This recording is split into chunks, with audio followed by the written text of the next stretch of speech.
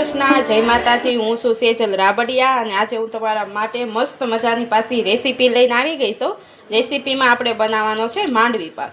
તો મેં જો અમારી ઘરની વાડીના દાણા લઈ લીધા છે એકદમ લાલ લાલ, અને તમે જો બજારેથી લ્યો ને એ લાલ એ દાણા છે ને થોડા ગુલાબી ઉપર, એટલે મેં જો એક ટોપડી ભરી અને દાણા લઈ લીધા છે અને એક ટીનનું લોયું લઈ લીધું છે। એમાં દાણા એડ કરી દેવાના છે। જો એક ટોપડી આપણે દાણા હતા ને, તો હવે આપણે ખાંડનું માપ લેવાનું છે। બહુ ગળી કરવાની હોય આપણે માંડવી પાક તો અડધી ટોપડી લેવાની, અને બહુ ગળો ન કરવાનો હોય ખાંડ તો આપણે અડધી ટોપડીથી નીચે લેવાના। એટલે આપણે છે ને માપે ગળો કરવાનો છે, એટલે આપણે અડધી ટોપડીથી નીચે ખાંડ લીધી છે। હવે આપણે પહેલાં દાણા શેકી લેવાના છે। તો હવે દાણાને આપણે ગેસ ઉપર મૂકી દીધા છે। હવે ફૂલ ગેસ રાખીને ફટાફટ આમ ફેરવતા જાઓ એટલે આપણે દાણા છે ને શેકાઈ જાય। ફેરવતા જવાના છે, એક બાજુ હાવ શેકાવા દેવાના નથી, નકર આપણે દાણામાં છે ને કાળી ડાગી પડી જાય ને તો એના હિસાબે આપણો માંડવી પાક છે ને કાળો દેખાય, વ્હાઈટ નો દેખાય। એટલે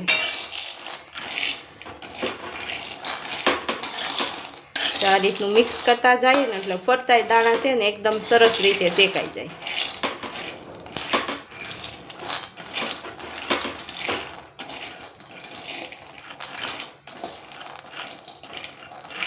ધીમે ધીમે આપણા દાણા છે ને બધા એક સરખા શેકાઈ ગયા છે। બધા દાણા છે ને આપણે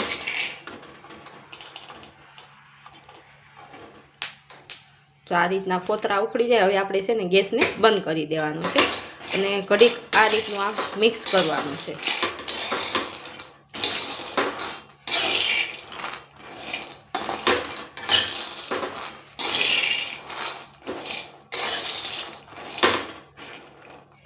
હવે આપણે આને છે ને ઘડીક ઠરવા દેવાના છે અને પછી બધા ફોતરા આને ઉખેડવાના છે। અત્યારે પહેલાં આપણે એક ડીશમાં એને કાઢી લઈએ। જો એક મોટી સાઈઝની ડીશ લઈ લીધી છે, એટલે મોટી સાઈઝની ડીશ લીધી ને એટલે એમાં દાણા એડ કરી દઈએ અને આ રીતના છે ને આખામાં કરી દઈએ, એટલે મોટી ડીશ છે ને એટલે જલ્દી ઠરી જાય। અને પંખા નીચે ઘડીક ઠરવા મૂકી દઈએ અને પછી આપણે આના ફોતરા બધા ઉખેડશું। 3 મિનિટ થઈ ગઈ છે અને આપણા દાણા છે ને એકદમ ઠરી ગયા છે। દાણાને આપણે આ રીતના આમ છોડશું ને એટલે બધા જ ફોતરા ઉખડી ગયા છે।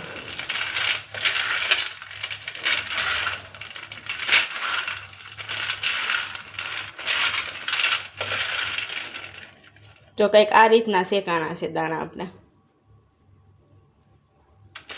એટલે આપણે એ રીતના શેકવાના હતા, બહુ કાળી ડાગી નહોતી પડવા દેવાની।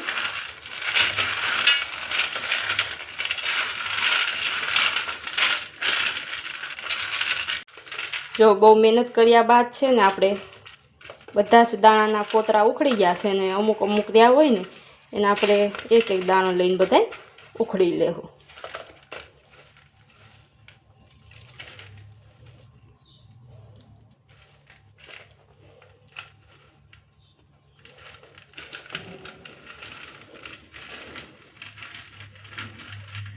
જો અમુક છે ને ઝીણો દાણો હોય ને એના જ રહી ગયા છે આપણે દાણા, બાકી બધા એમાંથી ફોતરા ઉખડી ગયા છે। હવે ફોતરા ઉખેડીને અને આપણે તૈયાર કર્યા છે, અને હવે એક આપણે છે ને જારો લઈ લીધો છે। જારામાં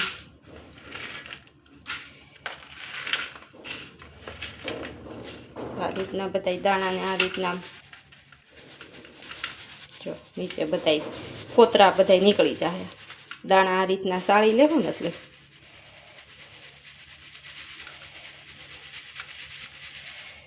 જો સાળી લઈને એટલે આપણને છે ને ખબર પડે કે કેટલા દાણામાં ફોતરા રહી ગયા છે। અમુક ફોતરા પછી રહી અને આપણે રહેવા દેવાના, એ મિક્સરમાં ક્રશ કરી એટલે પછી નીકળી જાય। પછી એક ઘાણું જો આ રીતના સાળી લેવું ને મસ્ત બધા ફોતરા નીકળી જાય છે, અને દાણા આપણે બીજા વાસણમાં પાછા એડ કરતા જવાના।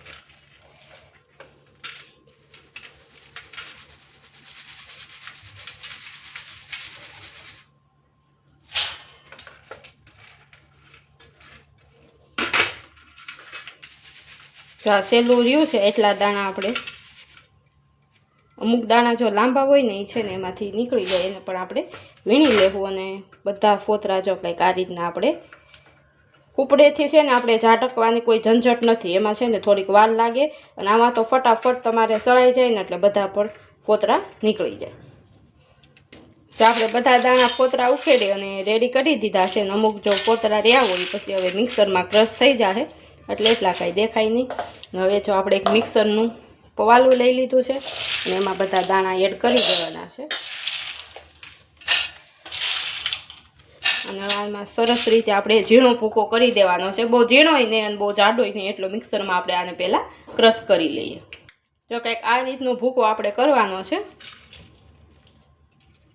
જો એક આટો આપણે મિક્સરમાં છે ને વધારે ક્રશ કરીને એટલે આપણે ભૂકાને સાળવો ન પડે, નકર છે ને ભૂકાને આપણે સાળવો પડે.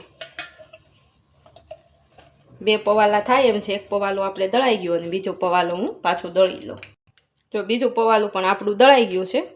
ભૂકાને આમાં એડ કરી દઈએ.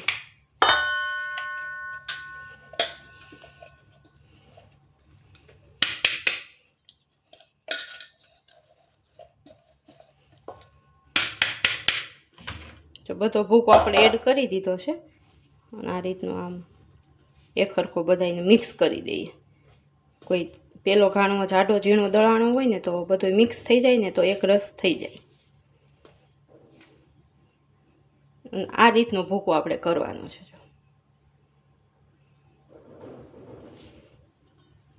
હવે આપણે ચાહણી લેવાની તૈયારી કરવાની છે. આપણે ચાહણી લેવા માટે એક તીરનું લોયું લઈ લીધું છે અને એને ગરમ થવા મૂકી દીધું છે આપણે. અને આપણે જો ખાંડનો જે માપ કાઢ્યો હતો ટોપડીમાં એ ખાંડને આપણે એડ કરવાની છે. તો બધી જ ખાંડ એડ કરી દીધી છે અને ખાંડ ડૂબે ને એટલું આપણે એમાં પાણી એડ કરવાનું છે.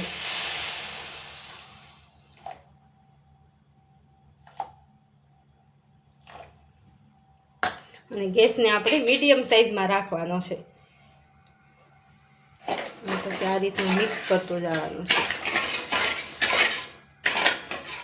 આપણે એક તારની ચાહણી લેવાની છે એટલે આપણે ખાસ ધ્યાન રાખવાનું છે. ગેસ બહુ ફૂલેય નથી રાખવાનો અને ગેસને બહુ ધીમોય નથી રાખવાનો. આપણે જેમ આપણી ખાંડ ગળતી જાય ને એમાં પાણી છે ને એનું ડબલ થતું જાય.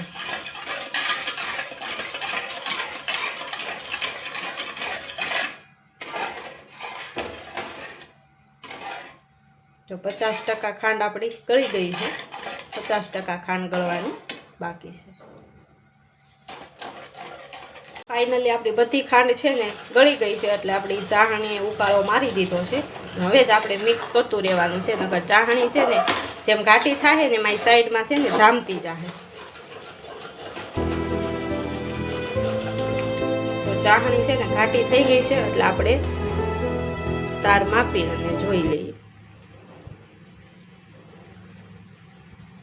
જો જે આપણો તાર છે ને તૂટી જાય છે એટલે હજી આપણે ચાહણી ઘડીક વાર લેવાની છે. અને એક ખાસ ધ્યાન રાખવાનું છે, ચાહણી જઈ લઈને તે ગેસને એકદમ આપણે ધીમો કરી દેવાનો છે. નકર આપણે પછી ચાહણી માપતા રહીએ ને તો આપણી ચાહણી છે ને વધારે કડક થઈ જાય, ગેસ ફૂલ હોય ને એટલે એ સંભાળીને આપણે ધીમો કરી દેવાનો છે ગેસને. આપણી ચાહણી હજી થોડીક કહેવામાં તર કાચી છે એટલે આપણે ગેસને થોડોક ફૂલ કરી દીધો છે.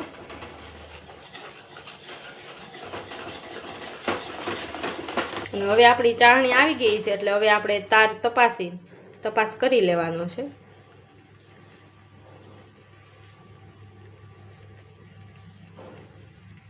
તો આપણો તાર છે ને તૂટવો ન જોઈએ.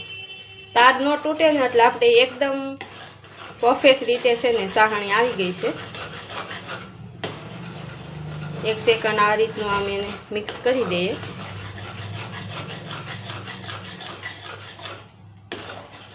અને ગેસને હવે આપણે છે ને બંધ કરી દેવાનો છે. જો હવે ગેસ બંધ કરી દીધો છે અને ચાહણી પણ આપણી આવી ગઈ છે. હવે આપણે જે માંડવીનો ભૂકો છે ને એ આપણી ચાહણીમાં એડ કરતો જવાનો અને આ રીતનું એમ મિક્સ કરતો જવાનું.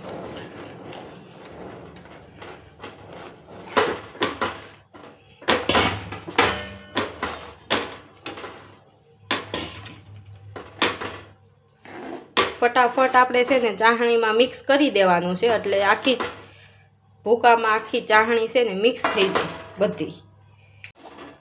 જો કંઈક આ રીતની આપણે મિક્સ કરી છે ચાહણીને.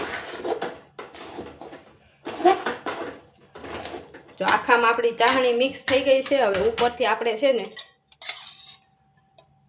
આપણું ઘરનું ઘી એડ કર્યું છે. 2 ચમચી ઘી એડ કરી દેવાનું છે. ઘી એડ કરી અને પાછું ઘી આખામાં મિક્સ થઈ જાય ને રીતનું પાછું મિક્સ કરી દેવાનું છે. અને હવે એક આપણે નાની એવી ડીશ લેવાની છે અને એમાં આપણે આ માંડવી પાકને ઢાળી દેવાનો છે. ઘી એડ કરવાથી માંડવી પાકનો સ્મેલ બહુ મસ્ત આવે એટલે આપણે છે ને 2 ચમચી ઘી એડ કરવાનું હોય છે.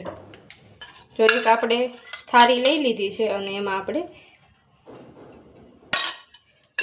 3 થી 4 ટીપા ઘી એડ કરી દેવાનું છે અને આખી થાળીમાં આ રીતનું ફેલાવી દેવાનું છે. આ રીતે આમ કાંઠે પણ આપણે લગાવી દેશું. તો આખામાં આપણે ઘી ફેલાવી દીધું છે અને હવે આપણે માંડવી પાક એમાં ઢાળી દઈએ.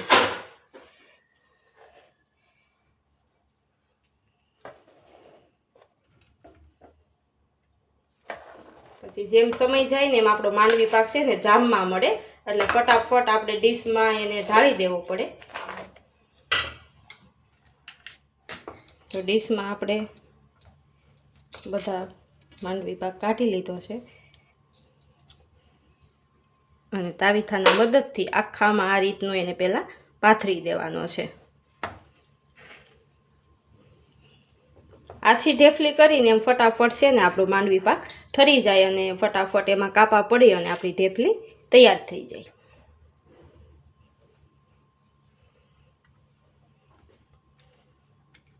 એક જો નાનો વાટકો લઈ લીધો છે એને તળી આપણે છે ને ઘી વાળો કરી દીધો છે અને આ રીતનો એને થાબોડી દેવાનો છે માંડવી પાકને. એટલે એકદમ ઉપરથી છે ને લીસો થઈ જાય ને એટલે આપણે ઢેફલી બહુ સરસ પડે એમ થાબડવાનું એ એક જ કારણ છે.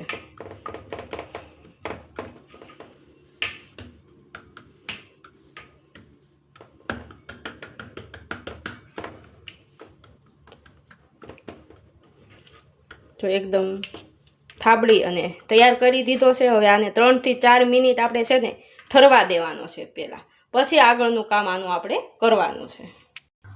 જો 3 થી 4 મિનિટ થઈ ગઈ છે અને આપણી પાક છે ને ઠરી ગયો છે. હવે આમાં આપણે છે ને આડા અને ઊભા છે ને કાપા પાડવાના છે.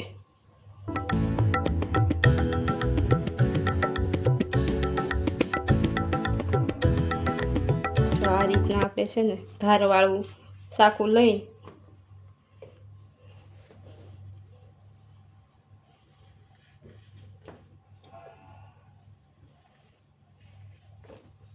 હવે આડા કાપા પાડી દેવાના છે.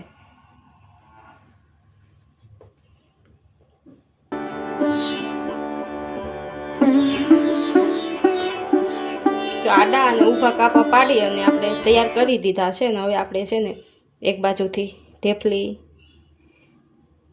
તો આ રીતની ઢેફલી પડી છે ને એને આપણે ધારવાળા સાકાના મદદથી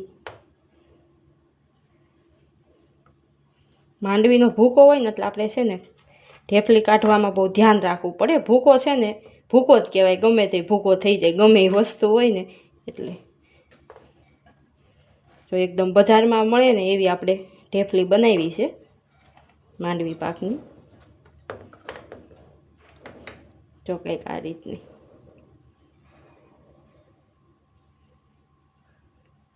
છે ને એકદમ બજારમાંથી લીધી હોય એ રીતની એકદમ પોછી રૂહ જેવી. આમ જો આપણે માવો નાખીને બનાવ્યો હોય ને માંડવી પાક એ રીતનો આપણો માંડવી પાક બન્યો છે. તો ફાઇનલી આપણે દેશી સ્ટાઇલમાં છે ને માંડવી પાક બનાવી અને તૈયાર કરી દીધો છે. અને મેં માંડવી પાક કઈ રીતે બનાવ્યો અને તમે કઈ રીતે બનાવો છો મને કોમેન્ટમાં જરૂરથી જણાવજો. અને તમારી બાજુ